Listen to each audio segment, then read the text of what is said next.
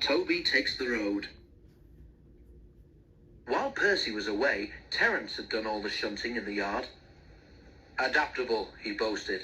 That's what my owner says I am. Go anywhere, do anything, that's me. You take my advice and scrap your rails. Broaden your outlook, like me. Pooh, said Percy. Me plough a field? I prefer to stay on my rails, thank you. Steam engines did plough once upon a time, Terence chuckled, and ran on roads. The engines remembered Trevor and had to admit that Terence was right. Repairs to Mavis took longer than expected, and Toby became used to trundling off to the quarry each morning. Because of Toby's small water tank, his driver and fireman had arranged with the quarry manager that they should bring loaded trucks down to Farquhar at lunchtime instead of later in the day. It saved time, too, for Toby would otherwise have needed an extra journey to fill his water tank. This way, he delivered the trucks and got water in one visit. Time passed, and the weather became colder, with hard frosts during the night. They didn't worry Toby. His fire kept him nice and warm, and he puffed happily to and fro, arranging the trucks, taking them down to the yard, and bringing back empty ones. One night it was particularly cold. The ground froze solid, and even Toby felt chilly. Brrr! He shivered as he left the shed and set out, light engine, along the line towards the quarry. When the ground freezes, it swells. At the road crossing, where Mavis had had her accident, the frost had swollen earth in the ruts beside the rails so much that Toby's wheels were lifted clean off the track.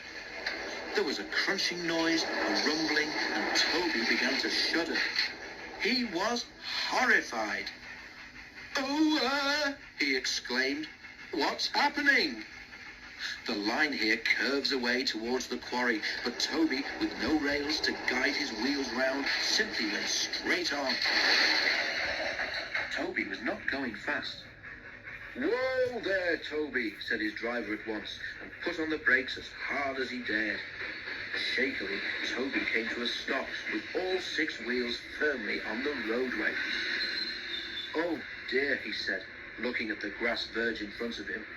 "Now what?" His fireman jumped down. "No problem," he said. "With care, we can have you back on the rails in no time." "I don't see how," said Toby, sadly. Directed by the fireman, the driver carefully reversed Toby along the ruts his wheels had just made. At last, with a thud and a jolt, Toby felt the rails safely beneath his wheels once more. He heaved a sigh of relief. "Well done, Toby," said his fireman. "Now I'll spread a few hot ashes from your fire along there so that it doesn't happen again. Then we can get safely up to the quarry and no one will be any wiser." But they reckoned without the fat controller. When Mavis was home after being mended, he came to see the engines. "What's this I hear, Toby?" he asked. "Trying to be a traction engine, were you?" Toby blushed, but the fat controller wasn't cross. Toby told him about Terence. The fat controller laughed. "If I were you," he said, "I should leave the roads to what they were made for. You stay on the rails. You'll find them much more comfortable." Toby the tram engine was quick to agree.